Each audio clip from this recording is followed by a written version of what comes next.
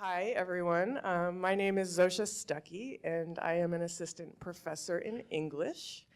And we have for you today the Diversity Faculty Fellows panel. So I'm going to begin with an intro, and then we have one current fellow on the panel and two previous fellows. So I will introduce them in a moment. Okay, so Happy New Year, everyone. Happy New Year. I always wondered at what point do we stop thinking that it's new? And I kind of thought about it last night and decided it was when first day of class.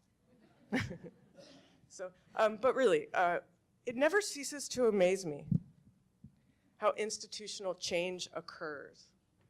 The eminent theorist Michel Foucault, I can't go to a conference without citing Foucault. He tells us that a society can only exist by means of the work it does on itself and its institutions. And yes, here at Towson, we are doing lots of work, sometimes when maybe we should be out in the sun or maybe binging on terrible TV. Sure, none of you do that. But as we return to work after vital respite, Foucault urges us on. He reminds us that we know what we do. Frequently, we know why we do what we do. But what we don't know is what we do does. So how do we spark systemic and structural change? How can what we do something? This was how myself and Alicia Seltine and Tara Bynum conceived of the Diversity Faculty Fellows project about 2 years ago, and thanks to the Provost Office, we found a home for it. Thanks to Maggie and Debbie and Tim for supporting us with that. So we sought something that would unsettle how we think of our roles as teachers. Whereas opposed to tolerating diversity, we placed the study of systemic oppression and the study for civil and human rights at the foundation of our study of culture. So diversity means access, common dignity, equal participation, equal distribution of resources, safety, and then for all of us, a very, very deep sense of self-reflection. So to these ends, in the first 2 years of the project, the program, we've had 15 fellows, and they've all developed diversity-related curriculum. They've advanced their own research agendas related to diversity. And they've also added in other ways to the university culture of change. We gather monthly for meetings where we encourage each other through open dialogue. We discuss how our teacherly lives and our students' lives intertwine and how they converge. Our lives all converge, and it's sometimes in very painful ways, but it's also in very transformative ways around issues of race, sex, class, gender, and ability. So essentially, we try to figure out what we do does. And I'll finish with a quote from James Baldwin, late great James Baldwin. The precise role of the artist or the teacher is to illuminate, blaze roads through vast forests so that we will not, in all of our doing, lose sight of its purpose, which is, after all, to make the world a more human dwelling place. So we'll be seeking new fellows. So if you know someone or you yourself want to apply, the call for proposals will be out soon after the first day of class, when it's no longer a new year. And please look for the call for proposals on our website, which is up here and under the Provost Office website. And let's see what else. The due date for applications will be in March, and we need your help in spreading the word to get some applications. And I did want to, everything else will be on the website, so if you wanted to look at the website, it's right here, and it has lists of the prior fellows and their projects, and it explains more of what we do, if you're interested. Okay, so now I'd like to introduce the fellows. So we've got Denise Brown. Actually, Denise, you're not going first, so I'll introduce Erin first. Erin Feskins is here from English, and her project is called Critiquing Empathy. And then we have Denise Brown from Counseling Psychology, and her project is the Multicultural Brown Bag Series. And then we have Krista Schmidt who is from counseling psychology and tirelessly working with us all on the Intergroup Dialogue project. So I'll give it up to Erin. Good morning. Last week I presented a paper at the major sort of conference in my field, the Modern Language Association conference, and I have to say, this is a way better audience. Got a lot more people here, so I'm really glad to see so many people in the audience. I know that Denise and Krista and I have prepared actually quite short presentations, so we're hoping for a lot of dialogue at the end, and I think that's kind of what the Diversity Faculty Fellows is really built on dialogue more than kind of individual siloed work. So maybe we can replicate that a little bit here. So in the spirit of swiftness, I prepared a flash presentation and I timed my slides, and I've so far been fairly unsuccessful in getting everything out in each slide. So let's see how I do this time around. So what I'm going to talk to you about is a class I've been teaching in the Honors College. I've taught it for 2 semesters, and I'll be teaching it again in this spring. So I taught it last spring and then this fall, and then I'm teaching it again in the spring. And it's a course called Literature of Violence and Reconciliation. It's an upper level course, and it satisfies Core 14, so which is the ethics core.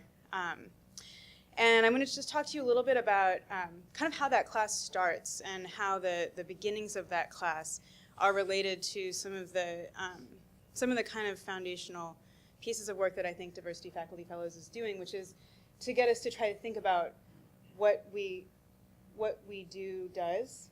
Is that right? Yeah. And also to really foster a sense of self-reflection. And this is incredibly important when we're talking about diversity and when we're talking about inclusion in a classroom of predominantly white cisgendered students, to really get them to think self-reflectively about what their position is in relationship to some of these really big, difficult questions.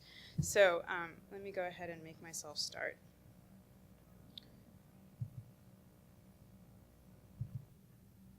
Okay, so my class is called Critiquing Empathy. Or actually, my class is called Literature of Violence and Reconciliation, but the secret agenda is to critique empathy in that class. And what I mean by that is to critique the sort of common approach we have to literature, especially literature that is about situations that are very different than ours. And the idea there is to find something that we can identify with, something that we can empathize with, and to ask students to think a little bit more critically about what empathy might do. So we start with what's wrong with empathy, okay? Now, the kind of liberal education argument about empathy is that it's mostly a really good thing, and that actually liberal education emphasizes empathy as a way of becoming compassionate towards people who are different than us. It engenders tolerance. It helps us understand how the suffering of others impacts us, and it's supposed to compel us to work towards social justice in the future. But Megan Bowler, who's a literary critic and a literature professor, argues against empathy in some really persuasive ways to me. She argues that the operations of empathy by which we sort of imagine ourselves in the place of the other in many ways kind of flattens out the differences between ourself and the other, and in fact flattens out the difference between the self and other entirely, making empathy actually fairly passive in its nature. So her argument is, how do we make it active? And this is something that we're trying to do in the class. So the way that we start with this is I actually have them read the Megan Bowler article, and then we talk about schemas, okay? Because schemas, I think, is the way that we can start to get at this. So schemas come from Paula Moya's book on the social imperative, which is about race, class, and close reading in literary criticism. Schemas are organizational frameworks that help us sift through the vast amounts of information that we're sort of deluged by all the time, and they help us create narratives out of that information, and also value certain things that are more important over others. So those schemas are how we make sense of things that we read that are unfamiliar to us. They create perceptual filters for us. They are self-relevant, which means that they are sort of culturally constrained, and they are learned. And this is a good thing and a bad thing. It means that they can be unlearned, and it means that we can learn new schemas. I'm already off. Okay, so I'm going to get back to schemas in a little bit, all right? So the first thing we do is learn about schemas, and we own our own schemas, and we decide to not be owned by them, Okay, so that's the first operation. Then we engage in what Megan Buller calls testimonial reading, which is her response to what she calls passive empathy. So we contextualize. This is super, super important so that we can't flatten out those differences between the context of maybe a piece of Holocaust literature and the context that we're inhabiting as we read that piece of Holocaust literature. The next thing that we do is we transform the process of reading from a kind of imaginative identification with our subject matter into a form of critical witnessing, whereby we are allowing the text to speak to us as a complex, fragmented text of multiple meanings that we can interact with, but that we don't necessarily see ourselves in. And that's really important there. And the next thing that I like to do in the class is to talk to them about relatability, to decolonize relatability. So if we tend to think about, if our students especially tend to think about texts as good if they're relatable, like, oh, I could really relate to one of those characters, and so they find a way in, and that makes it valuable to them, to teach them that it's not about relatability for that predominantly white cisgendered class. But for those minority students who are reading texts spoken from minority experiences, relatability can actually be quite revelatory. So relatability is something that we can return to at certain times, but it's not a kind of universal method of evaluation. And so then finally, to bring you a little bit further into my classroom, the first book that we read is a Holocaust memoir by Simon Wiesenthal called The Sunflower. It's about a man in a concentration camp in Poland who is drawn to the deathbed of a Nazi who has become quite repentant about his inhumane activities, and he's asking for forgiveness. And Wiesenthal, as a Jew, has to think about whether or not he is capable of offering forgiveness to this man. And he sort of grapples with this the rest of his life. And his memoir is actually followed in the book by a series of responses from philosophers and other thinkers on this topic. And each of those thinkers does exactly this. They combine a kind of analytical and personal writing. They situate themselves in relationship to the text and then explain why they agree or disagree with Wiesenthal's approach. And so I have students write their own responses, and that's how we begin the class. So they own their schemas, they sort of position themselves, that's okay, they position themselves in relation to the text, and then they explain how the text operates, how they see the text operating, and how that has allowed them to make certain kind of ethical decisions about the situation that's present in the text and how they would have responded had they been in the text. And so it encourages them to both kind of think about identifying with, but also stepping back from full identification. And then we use that exercise, and that actually ends up coming up quite a bit as the class moves forward, because they return to that idea of positioning themselves outside a text and then thinking about what the text is telling us, what the challenges are in that text, and how we might respond to those challenges without necessarily putting ourselves in the text itself in a kind of empathetic gesture. So that is all I will say about my project. Thank you.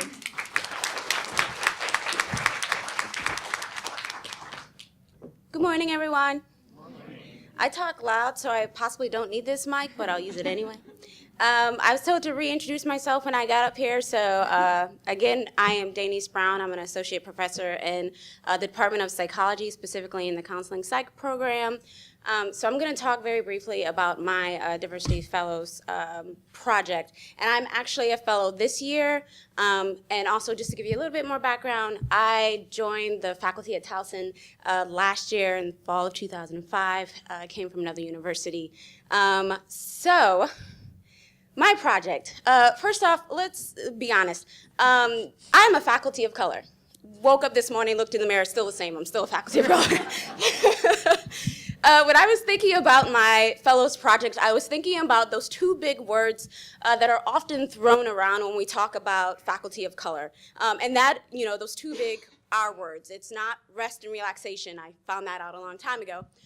It is recruitment and retention, right? These are the two big R words that are thrown around when we talk about faculty of color. So just to sort of put this in context of even myself, I applied for the position. I heard all of these wonderful things about Towson, Krista Schmidt really sold me on the counseling psych program. I was told how supported I was going to be here. I was told there was a place for my research. And it's just like, you got me, Towson. You have recruited me. I am here. Yes. Now how do you keep me, right? That's the other issue. And maybe that's not the issue that we talk about as much. We always talk about recruitment and pipeline issues, but we don't often talk about how do we get the faculty who actually come to these universities to stay here.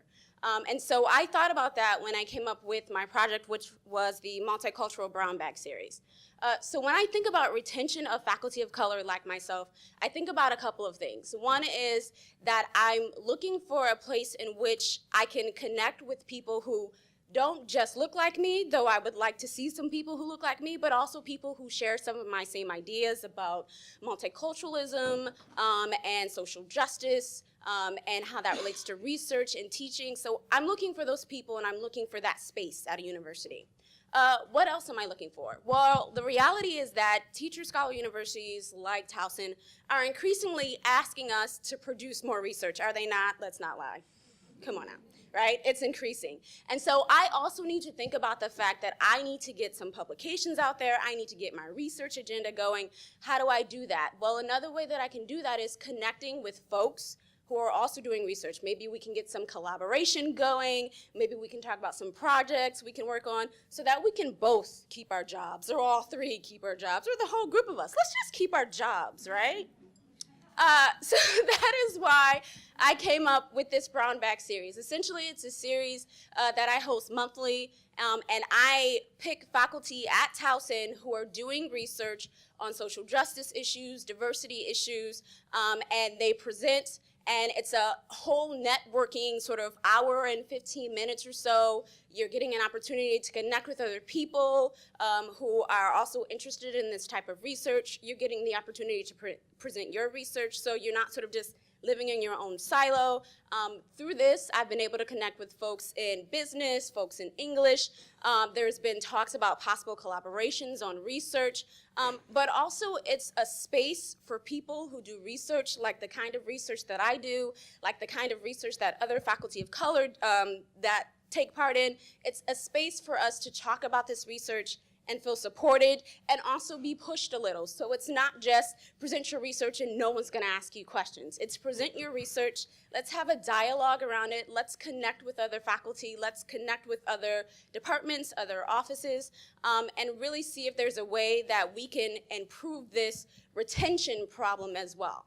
So you get us here, you wanna keep us here, maybe create a space where we can connect with other faculty who are like us and other faculty who share our ideas. That is really the basis of the Multicultural Brown Bag Series. I started this fall, and we had 3 talks in the fall. They went great. The attendance was great. Just to give you an example, the very last one of the semester was presented by a lecturer, Erin Berry, and it was it was like #BlackGirlMagic. Who's not going to show up for that? It was a crowded room. There was so much networking and talking and people sharing ideas and questions for her, and she just felt great, and she's just like, Towson is a wonderful place, and who knew all these people were here? And I'm just like, gotcha. And there was pizza, and there were snacks, and so I think that people are really energized around it. People are really excited about it. It's continuing into the spring. I already have 3 presentations lined up in February. If you are interested, the very first presentation is actually Dr. Jamita Barlow out of Gender Studies, and she's going to be talking about the Sister Circle. That, if you don't know, there's a Sister Circle for Black women happening on campus. This is an opportunity for you to come and learn about it, come and learn about what Dr. Barlow does, but also an opportunity for you to connect with other faculty who are just doing all kinds of just wonderful research out here in Towson. So what I'm basically saying is my project is about helping Towson retain me. There. I think I got it in 5. I talk fast, so yeah. I'm Krista Schmidt. I am an associate professor in psychology. I'm also the program director for the Counseling Psychology Master's Program.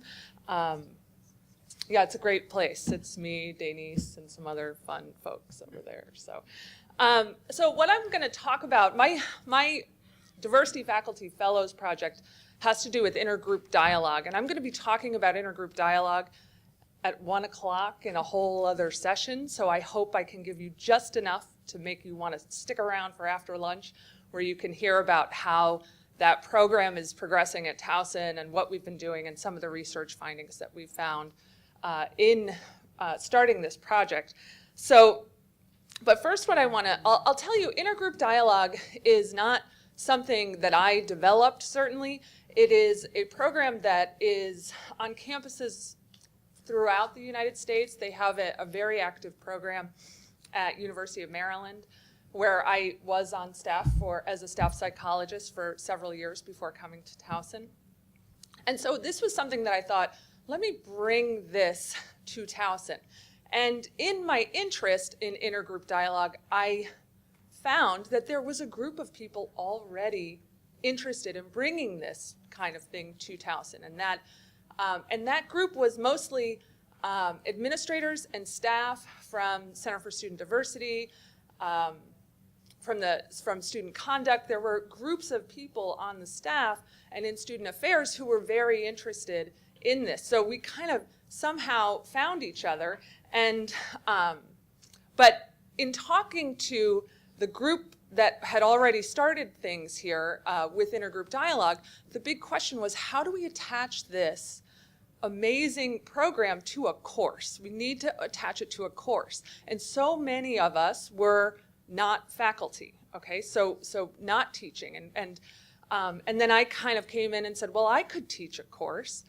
And I love my naive self, like my 2015 self. So, well, just really briefly, intergroup dialogue is it's engaging across identity differences, getting students, individuals to talk about what is difficult about our difference, okay? So you can have a dialogue group on race, and you can have a dialogue group on gender or sexual orientation. But with all dialogue experiences, you have to have half of the group has to represent one identity, and the other half has to represent the other identity. So you have equal numbers of voices with on either side of whatever the identity is.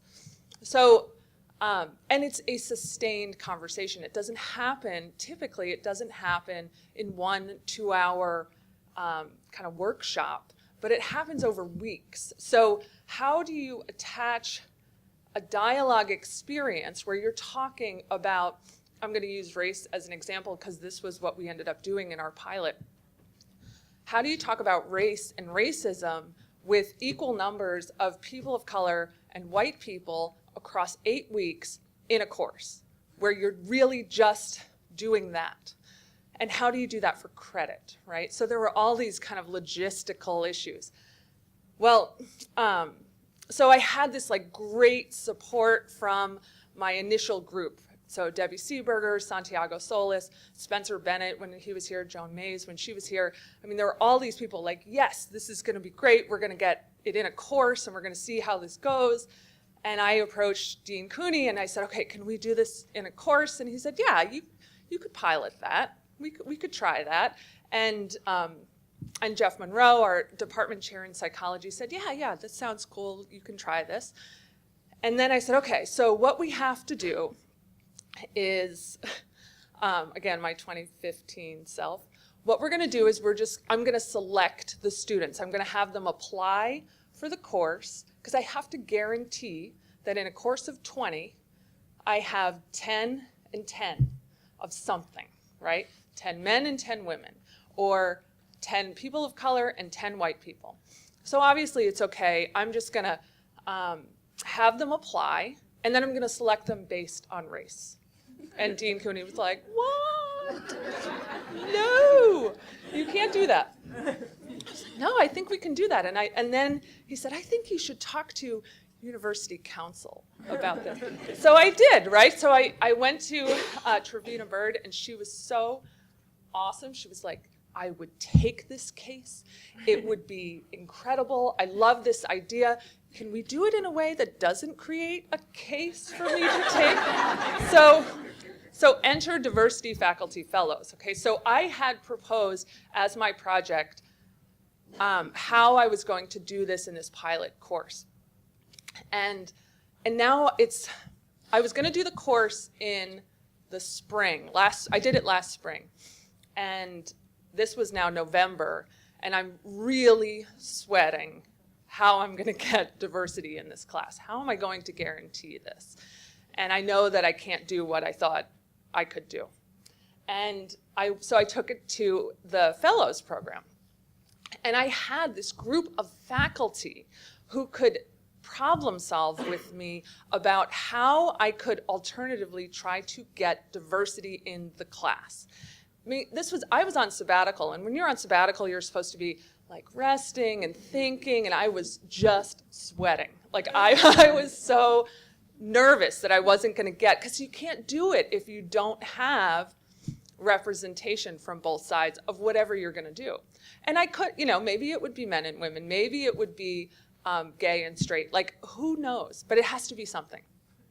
Well, the fellows program is what really helped me work through the logistics of this hurdle, and it was a substantial hurdle. So having a community of faculty members who could strategize on this with me really is what pushed the course through. Because, I mean, we've all had a really great idea for a course, right, that has some significant issue attached to it, and you think, who has time to think about this issue? I'm going to teach the same thing I taught last semester, right? So path of least resistance. Well, without one, the sabbatical, and two, the fellows group, I could have easily just said, I can't do this. But now I had this obligation to this community and this fellowship program to actually see it through. So, it was such a gift to have this community, I can't tell you, and have the support of the other fellows in getting this through. So we did the course last spring. So I had half white, half almost exclusively African American. We did 2 dialogue groups on race, in addition to so I had content, certainly. It was a seminar-style course on multicultural psychology. We talked about racism and classism and sexism and every ism you can imagine. And in the second half of the course, 1 day a week, the students met in their dialogue groups. And they had facilitators. Again, come at 1 o'clock and you'll hear all about how amazing it is. Because there is a group, there are several people, I think, in the room that are trained as facilitators who have been involved in this kind of project. Because what happened was the course was very successful. It was very hard. It was very rewarding. The students had a tremendous response to it. And it was very different from other experiences they had had at Towson and anywhere. And I did a sabbatical talk about it at the end of last spring, and started talking to the provost and to the provost's office about how can we do more of this. And so now we had 3 courses and use the dialogue approach this past semester. So we did 6 dialogue groups, not just on race. We actually had them on a number of things, including appearance and size. And we did one on gender, one on religion, one on race. It was pretty amazing. So we are trying to expand this program, and we have some support from the provost's office to do so, because I think there is some real investment in trying to get our students to understand one another in a way that is much more inclusive and helpful for them in terms of not just while they're here at Towson, but their future career goals and activities. So I will talk in much more detail, and we will have facilitate people who have been instructors of this, not just my course, but other courses similar, who have used intergroup dialogue in their class and how that's gone.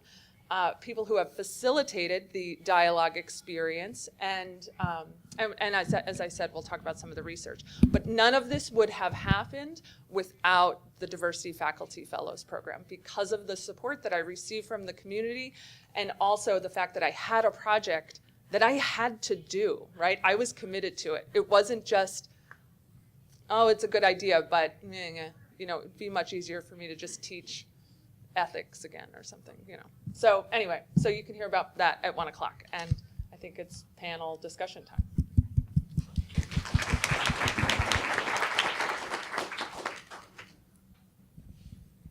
Hello, my name is Jody Cribbs. I'm from the Deaf Studies program.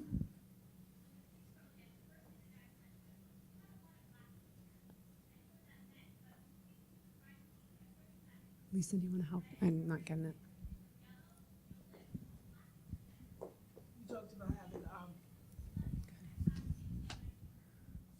Okay, I'm sorry. The interpreters are a little frazzled. So anyway, again, I'll say it again. My name is Jody Cripps, and I'm Deaf Studies faculty. And I talked about diversity, cultural diversity in my classrooms. So we often have that discussion in my class. And I noticed that the black students in my class and the white students in my class always have different responses to the cultural differences. So I imagine that all of you have had that kind of experience, but it's still a struggle with science and math, and how can we increase diversity in the STEM disciplines and chemistry and the other sciences. I think about that all the time. So we really need to open up a dialogue about not only diversity in the humanities, but diversity in the sciences too, and how to include that diversity in our courses. So can you comment on that?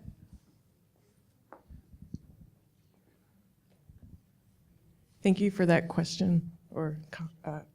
Yeah, I mean, that's been an issue for us, is we're all College of Liberal Arts, right?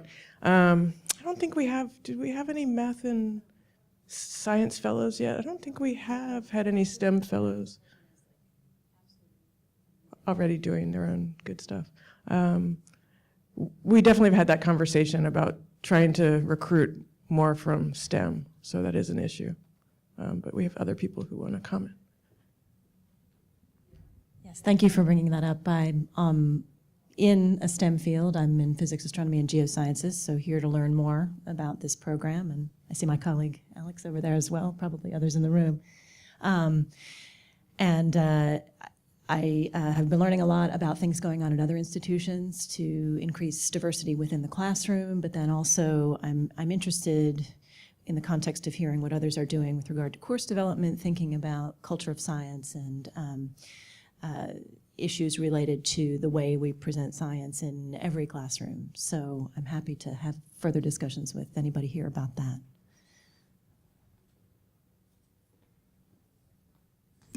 Did someone else want to respond to the STEM question? Thought I saw another hand.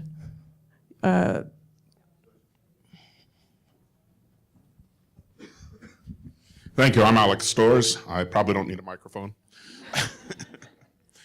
Jennifer and I were just at the American Astronomical Society meeting last week, and there was, amongst other workshops there, a workshop on diversity, and I had some very interesting conversations with other astronomers talking about diversity in the field of astronomy. And what I took away from it, I got out of it, was how hard it is to be the first in anything. If you're the first woman, if you're the first African American, if you're the only one in the class, is that way. What I didn't get out of it, I was hoping to get out of it, is how do I support that first person without making them feel uncomfortable, without having them stand out? And so I'm sure it's not unique to STEM fields. How do you support that first person of whatever in your class?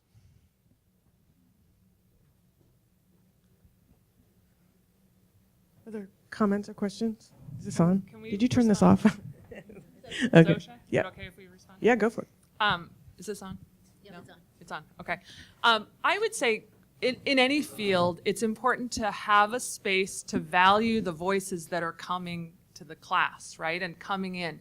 So if someone feels like, okay, I'm represented here in some way, or my voice is going to be valued in this classroom or in this field, then I'm much more willing to approach that field. But if I see no one who looks like me or who may even share some kind of connection to one of my identities or any of my identities, I'm not going to want to approach that. So I think the issue of retention, recruitment, I mean, comes up all the time. But I mean, how does that look meaningfully, and how do we really start to have students see the efforts that are being made to include them in these different spheres of the college, the different colleges. So yeah, I think just any way to try to demonstrate value for the different perspectives, which could be any number of the things that we've talked about, and probably many things that you've talked about in your own departments. So I'll just speak more personally in terms of my own experience being a faculty of color, and not here, but at my other university, being a first. I think that it's really important that there are conversations had with faculty of color around how they want to be supported. And I don't think that happens as often. It's sort of like this plan is put in place before you get there, and everyone's going to enact this plan, but no one ever discusses the plan with you and asks you if that's actually what you need. And so then when you're assigned 4 or 5 mentors, it feels more like you're being watched than like you're being supported. And that feels way too much like many things that individuals of color in general just experience outside of the academic environment. And so I think that it's really important that we really take a more fluid approach to how we support faculty of color that you want to retain, and that is that understanding that all faculty of color are not the same, that we need different things, that we need different types of support, that different conversations need to be had. And for me, while I need some type of, when I started, I needed some type of mentorship like around my department and what happens in the department. I also needed the support, again, of folks who look like me, but I have a excellent friend who is also in academia, and she said, I just need someone who's gonna, show me the ropes of making sure that I get my research done, of how I apply for grants, and that to her felt supportive. So I think it's really important that conversations are had with faculty of color in terms of how they would like to be supported, as opposed to someone enacting a plan for how they're going to support them before they actually get here. Those are just my thoughts. And yeah.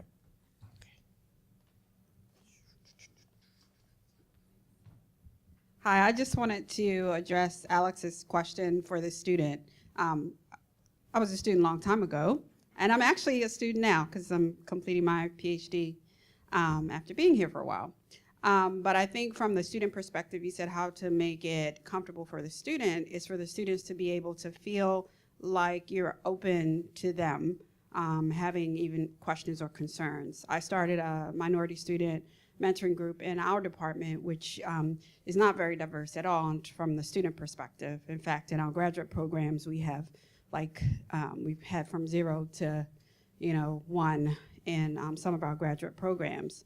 But in the mentoring group, one of the things that the students said to me is sometimes, for example, they don't ask for help, they don't approach the professors because they feel that the professors think that this is a minority student, they don't know anything anyway. I'm just quoting what a student told me.